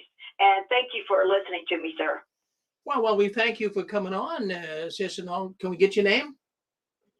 My name's Puri Dye. Puri Dye. P-U-R-I-D-A-I. Well, thank you, Puri. I want to thank you for coming into the 6 screens tonight and speaking up, and thank you for sharing that with us. Thank you. Okay, thank you very much, sir. Bye-bye. Yep, I know. Well, there you have it. I mean, boy, we have a lot of people calling in tonight because, see, what it is, when the story, I've said it a million times tonight, I know, but when you don't get the whole story, we're going to get a lot of people speculating. This isn't anything wrong what we're doing. This is normal. This is what people do. I don't care what your station in life is. If you don't get the whole story, if your husband doesn't give you the story, your wife doesn't, your relatives, you don't know what the story is. You start to hypothesize. You begin to think about things, and all kinds of things come up. It's better to tell the story, get it out and let people know. But see, so that's why I'm thinking this is something bad. This isn't anything good. If it was because he was sick, or like I said earlier, if he just wanted to retire and be with his family, that's what they would have said. But when you just say that a governing body member, Anthony Morris, is no longer a governing body member, that's pretty cold. That's pretty cold. I don't know how you guys feel. Well, anyways, my goodness, we're having fun here tonight. I'm glad you're with us. Now, we do this every Saturday night, and we're going to do it again Saturday night. We do our JW World News. We have a number of programs that come on Saturday. This is a network. Just in case you're wondering, the 6 Screens Telenetwork. What that is a consortium of numerous Jehovah's Witnesses, ex-Jehovah's Witnesses, I should say, that do programs on this network. And on Saturday and every other Sunday, you'll hear so many good programs. So don't you guys be a stranger, and you come on back in and see us on Saturday night. But anyways, we get more people wanting to ask questions. So go ahead. We're going to try to wrap this up here in a little bit. If you'd like to give us a final thought, well, by all means, go ahead and do it. Hit *6. Susan, what's your feelings on the whole thing here tonight? Well, I think we've got some pretty good, astute listeners here that brought forth some really good, they purport a lot of good things. I think the alcohol, like you said, is the number one top thing that people are saying. Number two would probably be something to do with Pennsylvania, child sex abuse. I thought the person who mentioned that his wife may be part of the problem too. I was very astute. I had forgotten. You forget about the wives, that the governing bodies have wives and they're dealing with it also. So yeah, I can't wait to see the video again. In fact. Oh yeah, it's fascinating. It's fascinating. All right, you go ahead. You run with us. Go ahead. Speak up. Hey Rick. Hey Rick. Let the lady go first. Oh, thank you. I was going to say, hey Rick, I have a thought because I heard a sister earlier say that Tony was going to testify about all the things that he's learned. So let's say that happens and play that out. Will the witnesses then say that those are apostate lies? Would they not believe what Tony is saying, just leaving the Watchtower? That's just something to think about.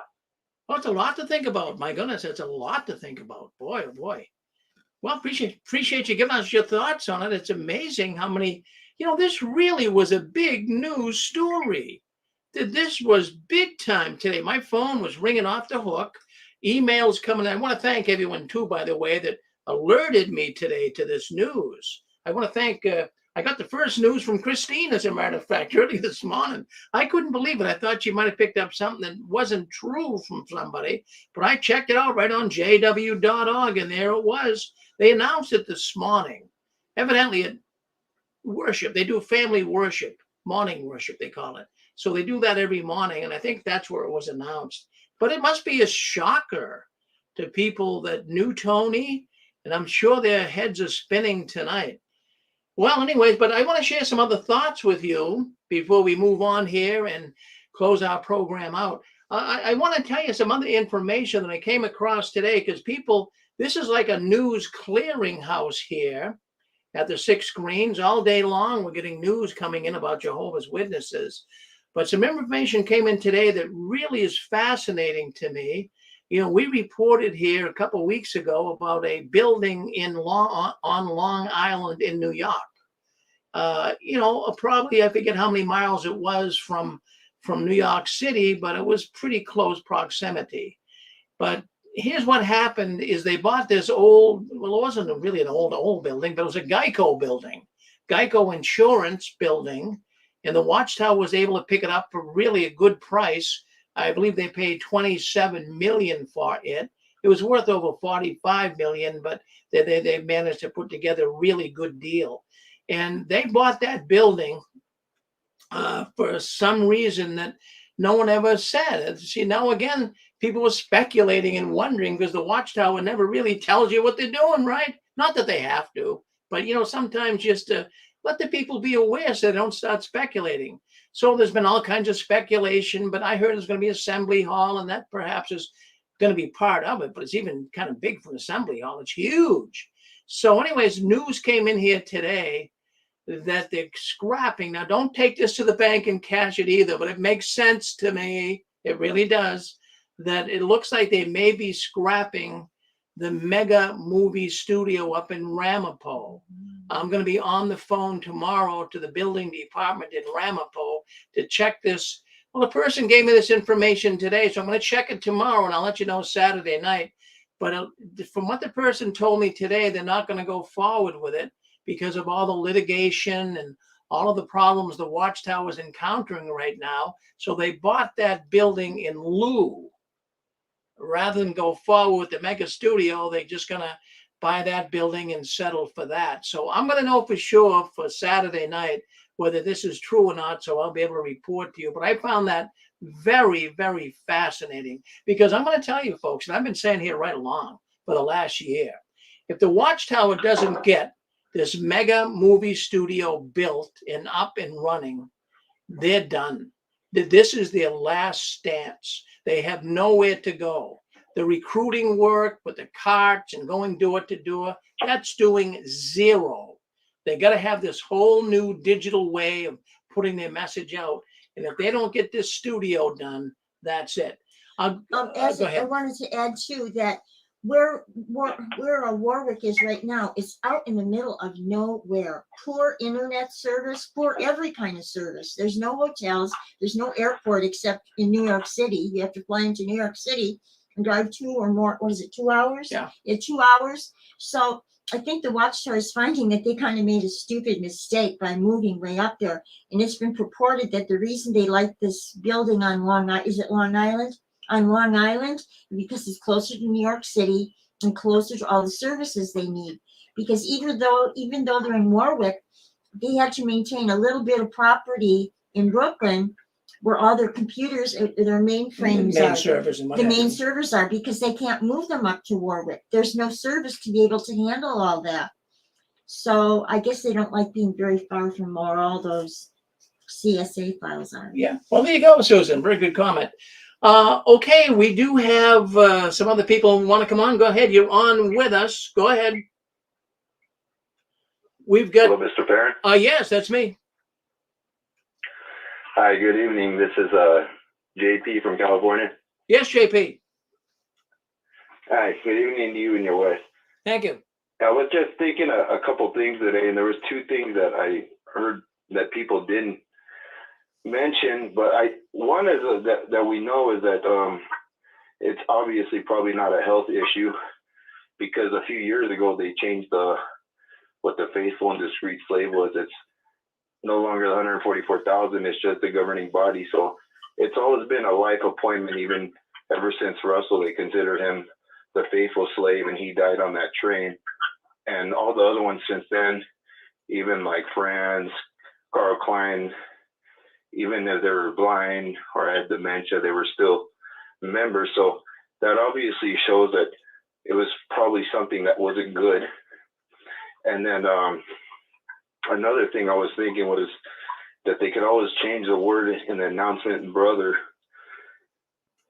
They could always just delete it or edit it out, and one day the word could just not appear there, and they could later disfellowship him at a later time, like they did with Ray Franz, because he was let go from that position, and they disfellowshipped him for eating lunch with somebody. So they might catch him eating lunch with you one day, and that's what they might get him for.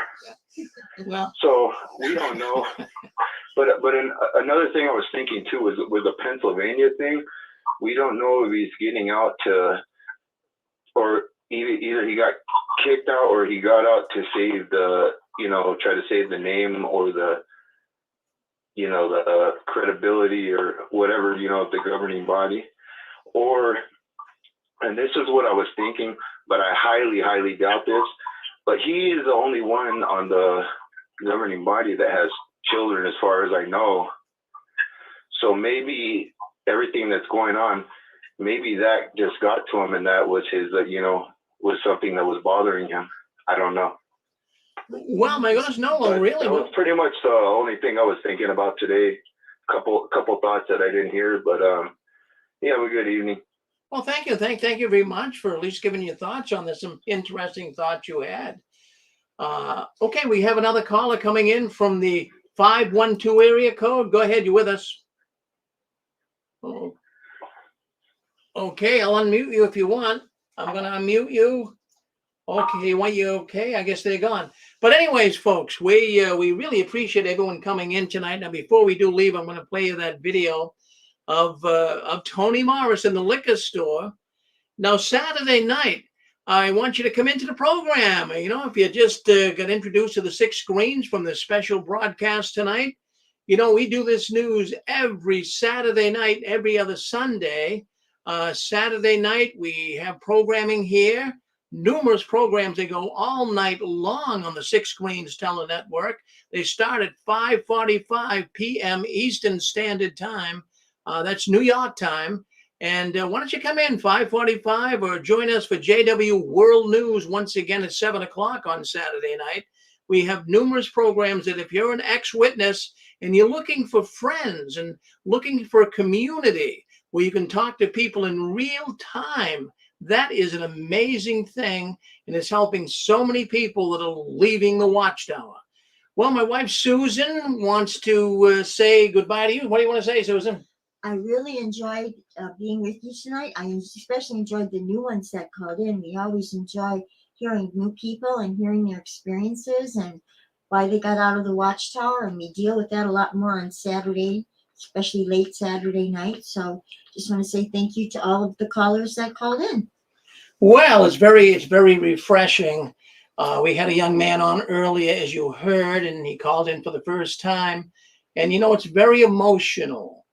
You know, when you're leaving the Watchtower, all your friends and relatives you're left behind. And many feel like they have no friends at all. But then you heard Joe and Fran a little earlier in the program. And they came in and, you know, they're relatively new out as well. But they're meeting so many people that they feel so happy with. It's really been refreshingly good to meet all of these friends, they say. And that's what you can do here. So if you're lonely and you don't know who to talk to and your friends and relatives are shunning you, come in Saturday night and join our little community and talk with people in real time, and it can help you to work your way loose out of the Watchtower. Well, I'm going to put the video here of Tony Morris on, the liquor store video. Hey, Rick, I got one point just before you play the video. Yeah, go ahead, Eric, yeah. When you play this video, because I've seen it a million times, I noticed that Anthony Morris, when he gets his scotch, he takes they're about $80-something a piece. I zoomed on it and looked at what he was purchasing, and he takes it out of the box. So if it was a gift, why would you take it out of the box? You know what I mean? Yeah. He took everything out of the box. He had it all discarded to the side. So how is it a gift? I doubt it. I mean, it seems clear to me and to a lot of us that it was for him. And as far as contributions, him using the money for that, I don't believe that at all. Because I've told you before that that he was my pioneer instructor 20 years ago. He told me that his father was rich, that he was a CEO of a company, and he had money, and he always was asking Anthony, where's the money going? And he's like, I'm part of the VA. It's not going anywhere. It's a talk that he gave quite a bit, but I just thought I would clear that up just from the few minutes that I've been around him. He definitely has the money to take care of his habit himself. I don't think that he's using the people at all. Well, Eric, you were saying about taking the booze out of the box. Well, what do you mean by that? I know the boxes have to be thrown away. It's too much garbage. Well, there's a box that it comes in, and because when you buy liquor at that expensive price, it's fancy and it comes in a box. So he took the box right out, gave it to him to discard. The boxes were immediately discarded, which says that it's not a gift, in my opinion. You know. Yeah, I wonder why he took them out of the box. Yeah, why are they out of the box? If it's a gift, you know, leave it gift wrapped, so to speak. Yeah. I was thinking, Eric, maybe this is wrong, but when you buy a lot of liquor with boxes, that's a lot of waste to get rid of. And if you're in a small Bethel or smaller Bethel room, where do you put all those boxes, those empty liquor boxes? And it looks very suspicious. If someone saw that in the Bethel garbage, I think it might cause a stir. So he just wanted to make sure that the boxes were gone and he didn't have to discard them at Bethel. Well, that's interesting. Evidence, right, Susan? Evidence. Yes. Well, I never thought of that. Thank you for sharing some. Boy, you guys really dig into this deep. Okay, I believe we have another caller. Go ahead. I believe we have. Thanks, Rick. Love you all. Thank you, Bye, Eric. Same to you, Eric. We got looks like California once again. Go ahead, California. Hi, thank you so much again. What? Go ahead. No, go ahead, Anne-Marie. You go first, and we'll go to the other caller. Yeah, both California. Yeah. Okay, thank you. Yeah, I understand about throwing away the boxes, not wanting to leave them at Bethel, but again, I want all of us who had to suffer the judgment and condemnation and criticism and gossip when we were in Watchtower. I'm just, making the comment that we don't really want to be that way toward Anthony. In my own opinion, I do. My heart goes out to him, and I don't know why. I just feel him hurting, and I want him to know that he has a brotherhood to come to. He has a place to go. We don't know if he's been secretly listening to Six Screens. We don't know what we don't know, but I do believe in reaching out in love and understanding and support. And I'm hoping that all that are listening and later in the archives will understand that Watchtower is a very deceitful, controlling, mind control cult. And this is no way to live. And no matter what position that you have in the hierarchy, it is not a good place to be. And I just hope that he will feel that he can call in to Six Screens and be welcome, and that nobody will be making fun of him and putting him down for buying liquor, because in Watchtower, it's the only medication you're allowed. How else could you possibly cope living with those people? Thank you, Well, Rick. Anne-Marie, now don't you go anywhere, because I'm going to ask you a question.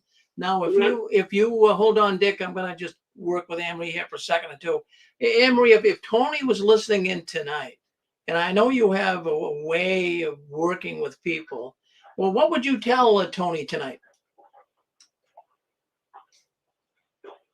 I would just want to reach out with my heart and think about Christ. Christ died for all of us. He died for Tony too, and we don't know his heart. And I would say, Anthony Morris, please forgive us for judging you and making fun of you and talking bad about you. It's just what we went through in Watchtower. But truly, if you came on Six Screens, Tony, we would welcome you. We would support you. We would be your safe place, because we don't do the backbiting. We share our opinions, but we listen and we validate, and we definitely would understand, and we would definitely want to hear what you have not been able to share, I am sure, with so many. And my heart goes out to Anthony too, because as the brother brought out earlier, he's the only one that we know that has a family. Can you imagine his concern? Thank you so much. I just want to put out a welcome for any Jehovah's Witness, for any Watchtowerite that knows that something is terribly wrong. That's why the Six Screens is here, to bring out the truth about the truth. Thank you, Rick. Well, thank you, Anne-Marie. In fact, if Tony is listening in, I want you to know, Tony, that we would treat you with all the respect in the world. If you could come on and talk with us, and you could go on Anne-Marie's program. You probably know the Six Screens has 17 different programs by ex-Jehovah's Witnesses, and Anne-Marie's has a program on Saturday nights. It's called Touched by the Tentacles of the Watchtower.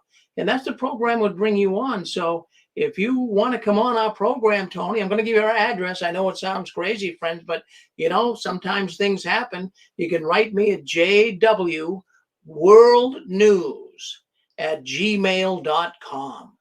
So Tony, if you're listening and you'd like to come on and explain your side of the story, we'd love to hear it. jwworldnews@gmail.com. Well, we got time for one more caller, and then that will be it. Yeah, go ahead, Dick. Yes. Yeah, Anne-Marie kind of stole my thunder, and you did also. I'd like to do a shout out to Anthony myself. Anthony, I'm a former Marine and a Vietnam veteran like yourself, so I know it took a lot of guts to join the Marines and a lot of guts to go to Vietnam. And then just reach back into your heart and use that guts, just like Saul became Paul, and do the same thing. We will support you. Tony, I'm going to give you my phone number. Call me. I can hook you up with Rick, or we can talk. My area code is 978. The number is 809-8036. I'm out in California, which you can call at any time. And I do apologize. because Anne Marie kind of touched my heart. Yeah, I'm probably beat up on you a little bit, but I tell you what, if you give me a call, I'd love to talk to you. Thank you, Rick. Well, thank you. Now, Dick, you got me thinking. Anne Marie's got me thinking. Is there anybody that would like to come on? Now, what would you say to Tony? So suppose Tony became a friend of the six screens. I mean, I'm hyperventilating here, whether that would ever happen or not. It's very remote that it would, but you never know. We've heard of stranger things, right? But what would you say? What would you say to Tony? Susan, what would you say to Tony if he came on here? Mr. Morris, I have to be honest, you said things that have upset me quite a bit as a person who has left Jehovah's Witnesses. It's very difficult, and I know you're in that position now. So now you know how we all feel. So we would just like you to know that we recognize what you've done in the past and recognize that it's in the past. And we hope that in the future that you can help us as people who have left the organization of Jehovah's Witnesses to heal and to maybe learn some inside information that would help us heal and help us to move forward and trying to help others leave the Watchtower also. Oh, very good, Susan. I like that. Okay, who would like to come on? And what would you say to Tony if you had the chance to say it in a nice way? Go ahead, California. You're on with us. What would you say? Hello, can you hear me? Yes. Hey, this is JP again. I really like what Anne Marie said and this last brother. They pretty much summed it up because we don't know exactly what's going on. But as long as it doesn't have anything to do with any kind of pedophilia or covering up any kind of darkness or anything really bad, I will pray for Brother Morris. And, it sounds like his sons and his family are going to be affected by it and maybe removed for their position. So we don't know exactly what's going on, but, it just, obviously things are changing very rapidly. So that's all I wanted to say, but I really enjoyed hearing everybody's comments tonight. It was really, really interesting. No. Have a great night. Rick. Yes, Jesse. No, what would you say to Tony? No. There's too much blood on the water. Don't we remember our family who committed suicide? Don't we remember all the people who died of no blood transfusion? No, these people never served as elders. These elders are evil. I'm telling you, they're evil. If you're in a war and let's say a plane gets shot down and you save that pilot, he's going to have a sidearm. He's going to have a sidearm in his pocket. He's going to shoot you. In a war, all is fair in love and war. No, Anthony Morris has to repent on his knees and he has to live out in the grass. So many of our brothers and sisters have died. He has to repent. We can't just embrace him. There's blood the blood of saints that is crying out. You understand this is war? No. Can you imagine the things he said? He called us satanic. Yeah, well, what you can't just say this guy's evil. Well, no, I understand that. But hold on, Dick. But what I'm saying though, Jesse, is simply this. If he would repent in order to come on here, I wouldn't see him coming on as the Anthony Morris we know. So he would repent, and everyone has an opportunity to do that, Jess. But I understand where you're coming from. He's created a lot of issues. Dick, what do you have to say? Yeah, people that drink, one of the biggest reasons for it is they have a guilty conscience. Tony Morris could really be hurting psychologically, as Anne Marie mentioned. And I disagree with the brother that was just on. Yeah, there might be blood in the water, but you know what? If he told what he knew and the governing body and it knocked the Watchtower to pieces, that would be a big piece of his redemption. And let's give him, let's think and pray for him too, that he can come on six screens, get a hold of one of us, and let us know what's going on, or maybe go to the cops and say, hey, there's a child trafficking ring going on and money laundering going on. We know what's going on, but he could probably prove it. Thanks, Rick. Well, no, that's good, Dick. No, I just want to say one more thing real quick. Yes. Go ahead. Yeah, JP from California. It goes in between because yes, he's done a lot of terrible things, but you also have to see we all come from a different background. Some people are atheists, some people are Christian. But as me, I still see myself as a Christian. Like, look at a lot of the terrible things that Paul did, and even how like Peter denied Christ, on the night of his death and stuff, and they were still forgiven. So we still have to, and those people did really, bad things also. So, it depends. And then also people, who don't believe in God and stuff are also have to choose, how they forgive people, but they are people who are very forgiving that don't believe in God also. So we have to look at it from different ways, but yes, it does hurt a lot of things that he has done, no doubt. So that's all I have to say, but yeah, we don't know what's going to happen. They're just going to have to see what he actually did, but I'm sure the reason why he's out of there is going to come out, and then that's going to probably press a lot more on how we feel about things individually. That's all. Have a good night. Thank you very much, Rob. That's a good comment. And what I wanted to say too is, what this would be like. Now just imagine, two armies fighting against one another, and then one of those armies gets a hold of an enemy, the enemy general, and the enemy general starts talking. That's how I would look at it here, because I feel like we're at war at the Watchtower. At least they're at war with us, right? And that would be like capturing a general that could tell us so much and help so many people.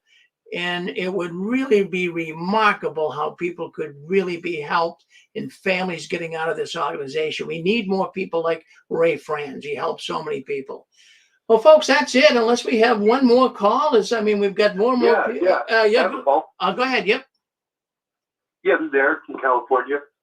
I'm just really happy about what's going on. It's just this is just fantastic news to me. And no shade on Morris. He was fun to pick on, but now that he's been dethroned, he's part of this governing body, and what they represent together. That's where they have all their power to do whatever they can to the rank and file. To lord it over, to have their powerful kinships or whatever you want to call it. But what the point is I'm saying is he's no longer involved in that now. And with these two other governing members, well, they must have had a hand in, trying to tip the scales and to get him out. Maybe they have some other plans for the organization. I can only theorize that maybe the new plans, because Tony's pretty old school, and maybe there was some kind of new plans they have in mind. They want to be more like Christendom and such.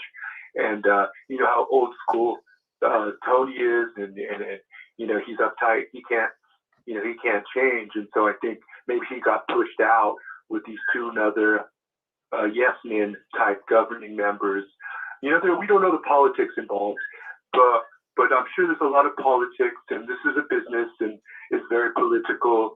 And whatever happens with Tony, remains to be seen. But I would love to have a conversation with him over glass Macallan or something. But thanks for having me. Well, always good to have you come in. Now, I think you knew too. Thank you, brother, for calling in to the 6 Screens tonight. Well, I think we'll end the program here. Now, I'm going to play this video, but Anne Marie got me thinking. When we view this video here tonight, and that'll be the last thing we'll see here on the 6 Screens tonight, but what I want you to do is think about, Anne Marie mentioned this was a very troubled person. So see if you can't see this. Yeah, I didn't see it the first time around. I've been looking at it, but now that Anne Marie mentioned it, I'm going to be looking closely. And this is a troubled man. And let's see how this all works out. Maybe by Saturday, we will have more news on what's going on. So let me play that right now. And then we're going to see everyone. Go ahead. Rick, can I ask you one thing? My husband has something to say, and he never has spoken before. Of course. All the people that were tracking this person, if you want to keep on thrashing this person, you are no better than anybody else that is Bethel, because that's what they do. They thrash you. So you need to stop it and have a loving heart. I'm sorry, Rick. Thank you. Well, Hello, sir. I'm sorry. Go ahead. I'd like to make one thought here. If Tony Morrissey ever came on your show, that means that he's now an ex-Jehovah's Witness.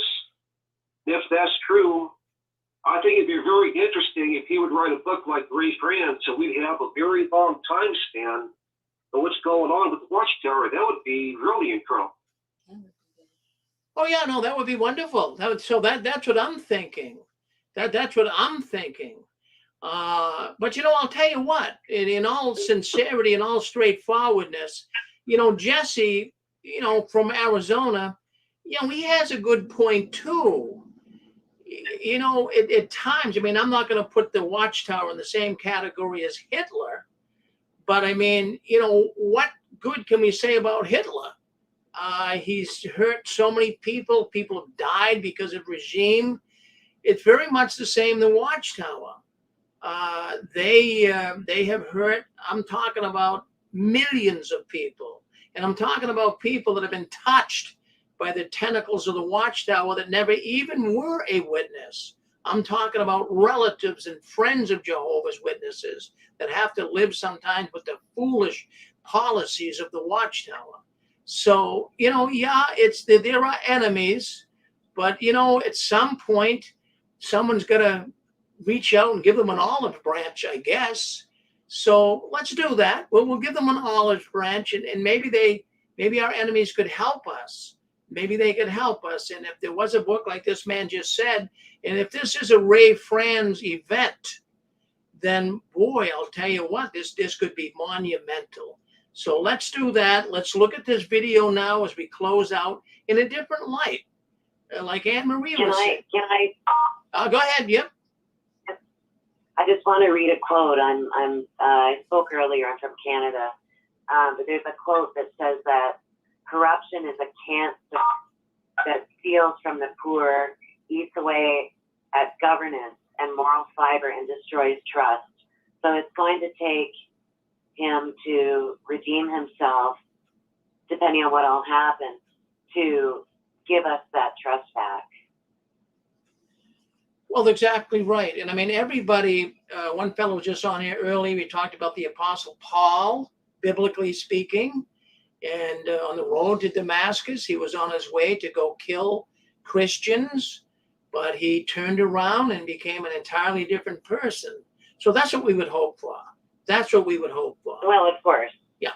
Well, thank you, sister. Well, thank you all. My goodness gracious. I can't believe the amount of people that were coming in here tonight. And we really appreciate everyone's presence and all of those that spoke up. And we're going to do it Saturday night. We'll see you then. But we're going to end because a lot of people are probably saying, Rick, I want to see the video. And this is Tony in the liquor store. But I'm going to look at it in a different light. We may be looking at a man that is drinking for a reason. Think about it. Think about being locked in that Watchtower, even being a governing body member, what it would be like. You'd probably be drinking yourself.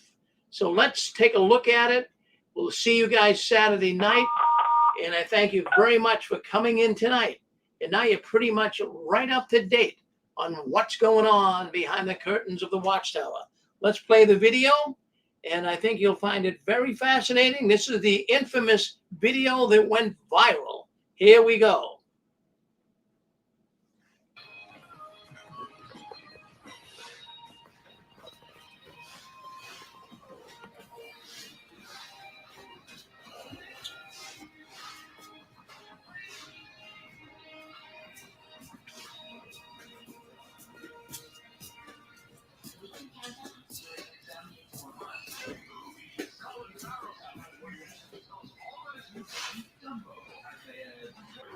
I see you're a fan of Scotch. Do you know anything about Irish whiskey?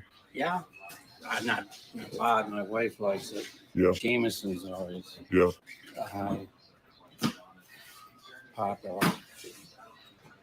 I usually get Bushnells, but I don't know anything about these newer ones. Yeah. The Jameson's been be a good long time. Yeah. This one I don't know, but it's nice to just test them out, taste them. Yeah. Yeah, but I've been to Scotland All right. a number of times, so I just. Well, thank you. Scottish and Irish. So a lot of the Irish ones will say, yeah, you got to try our stuff. You know? Yeah. I know I've got the green spot that's very nice. Oh yeah. Well, I'll just go with. Hard. I'll just go with another bottle of JMO. You can't go wrong with it. My wife really likes that. Hey, have a good one. Yep. You too.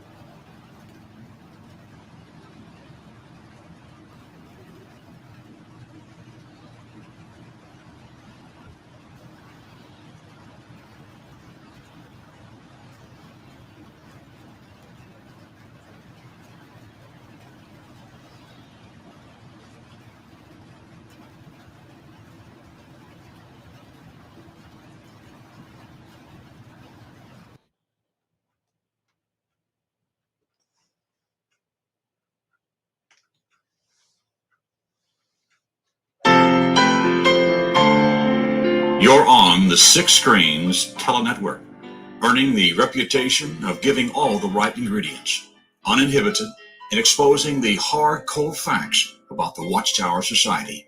And now, the end is near.